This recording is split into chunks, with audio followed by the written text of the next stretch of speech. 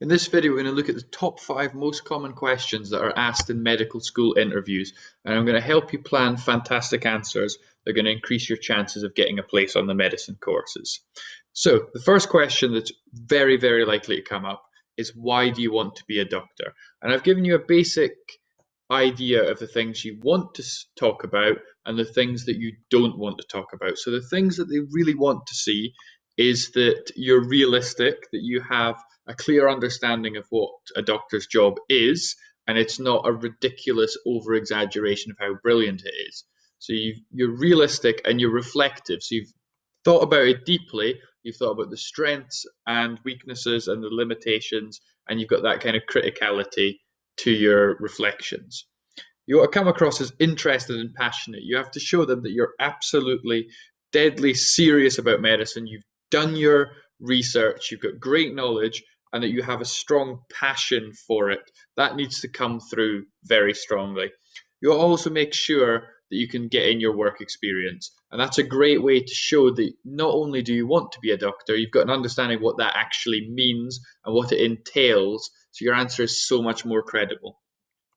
Things that they don't want to hear and can put people off is if you talk about your family history, you come from a family of doctors. That comes across quite negatively to many people. A really offensive term that is sometimes used is referring to medical students whose parents are not doctors as muggles. And so there is a stigma associated with going on about your family history. Talking about social status, anything to do with doctor being a very high profession or anything like that can go down very negatively. And don't mention financial rewards, pay, high salaries. Just steer well clear of that, because that comes across extremely negative. So focus on what they want to hear and really 100% avoid what they don't want to hear. And before you go to the interview, you have to have this answer fully planned out and learned, because it is extremely likely to come up. And if you answer it badly, you will be scored down considerably. So let's look at the second question. What would you do if you could not get into medicine?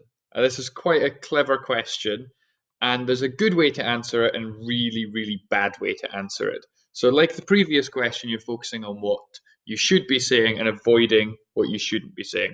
So you want to start by talking about commitment. You don't want to go, oh, I'll do law instead, or just dismiss it as, well, this is one of many things that I'm considering, because they want people that are actually committed and deadly serious about going into medicine. So you have to start from that commitment.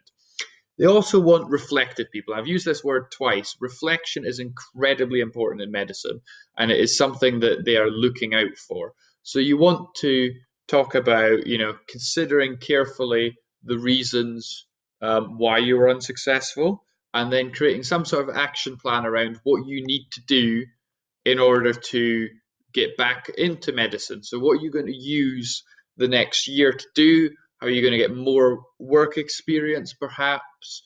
What other opportunities could you pursue that would mean that when you reapply, you are in such a better place and you've got so many more skills that are going to mean that you are definitely ready? So you ought to show that reflection.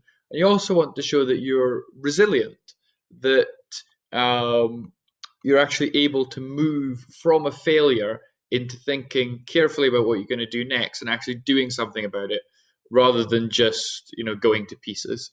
And a bad answer is got, firstly, arrogance that starts with, I'm definitely going to get into medicine, I have fabulous grades. There's more to it than just grades. If you've got a straight A in everything, but you're a deeply unpleasant person, you shouldn't be a doctor, for example.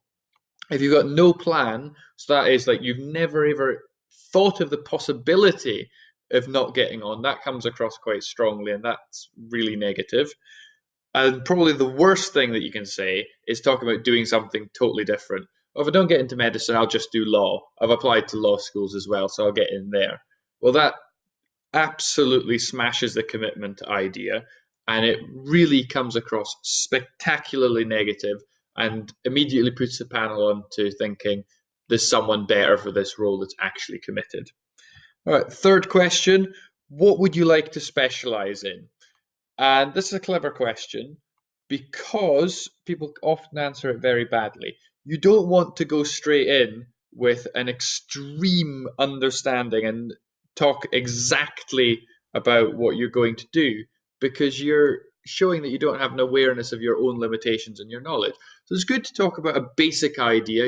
At the minute I'm leaning towards this, and have lots of reasons. Of course, you need to have really good knowledge and show fantastic knowledge of that area, but you don't want to come across as too arrogant and too certain. You have to be open-minded. So you're like, at the minute I'm leaning towards this, but I also find these areas really interesting, because if you're talking about other areas at the same time, you're showing a real breadth of knowledge and some sort of criticality and an open mind, that when new evidence comes in, that you may change your mind, because doctors have to always be open to new evidence. You also have to absolutely assure the interviewers that you're very knowledgeable about your choice. So if you're saying, I definitely want to go into X, you have to be ready for questions on that specialism, because the person interviewing you may be in that specialism. You don't want to say urology and be in an interview with a urologist and not have any good knowledge of that specialism.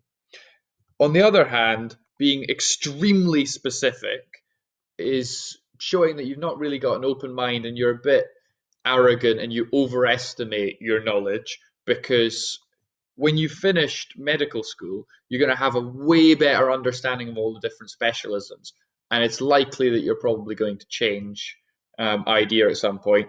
Don't mention money. For example, say, I wouldn't want to be these specialisms because they are less in demand. I want to go for these top high paying ones. And the absolute worst thing you can do is attack another specialism. Say, I definitely don't want to do this and definitely don't want to do this, because the person interviewing you might just be in that specialism. And I guarantee you that they will know lots of amazing colleagues who are in that specialism. So it puts their backs up straight away. So focus on what you should be talking about. And again, absolutely 100% avoid the other side of the equation.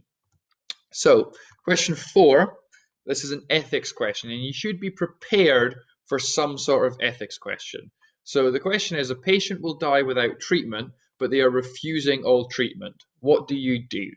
And this is to test your ethical reasoning and also your research. So whenever you get a medical ethics question, it's great to go straight to the 4 pillars. So we've got those 4 pillars there, and I'm going to explain what each of these are. And when you know the 4 pillars and you structure your answer around it, it is so easy to smash this question. So let's look at what the 4 pillars are. So you've got autonomy.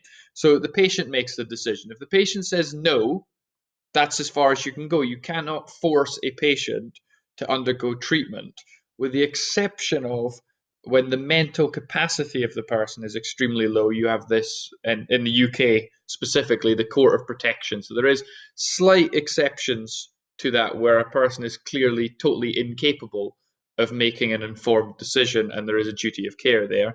But in 99% of cases, if the patient says no, that's the end of it.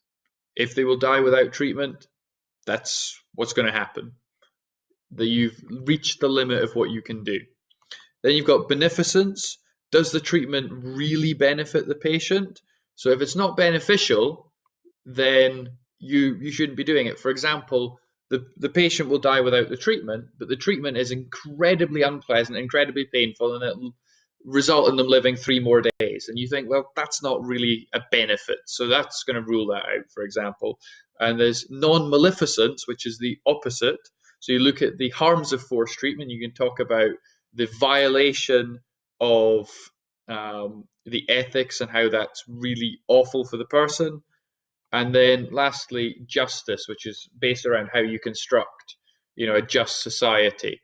And so if you're breaking the law, violating their freedom, and we're setting up a society where doctors have ultimate power over patients' bodies, well, that's not really a great society to live in. So whenever you've got an ethics question, and it may be the question that I've put on these presentation, or it may be a totally different question, but regardless of the question, you always want to link it back to the 4 pillars. And when you do that, just talk about pillar 1, pillar 2, pillar 3, pillar 4. And it's amazing how high quality your answer is when you go into that, rather than just reeling off some nonsense off the top of your head without any structure. And so let's look at the last question. So what have you learned from the work experience that you've done? And if you've not done work experience, that is something you really need to fix. Work experience is so important. And the first thing you need to do is make sure that you've got extensive reflection. So for example, I would recommend that you prepare at least 3 detailed and insightful reflections. So think about all the experiences that you've had and talk about each experience, and you could use a reflective model, which is a really great way to structure it. And I would literally plan out 3 in full detail. You have to also show that it's substantive experience. So ideally, you would talk about 3 different settings. For example, a hospital, community care, and then perhaps reception, or a GP surgery, or a home visit, anything like that. You want 3 different settings so you understand healthcare and being a doctor in a wider sense. And the last thing, for the work experience, you want to have criticality. So that means, looking at the strengths and weaknesses, the challenges and the, pleasant aspects. And also they want some sort of realism. You don't want someone that's, starry-eyed and delusional about how amazingly brilliant everything about being a doctor is. You've got ridiculously long hours, massive responsibility, very high workload, incredibly difficult to get everything done. So they want to have that criticality and the realism, because they want people that actually understand what they're getting themselves in for, because those people, their reasons for applying are so much more credible. So hopefully this video has been very helpful to you. Best of luck in your medicine interview, and thank you very much for watching.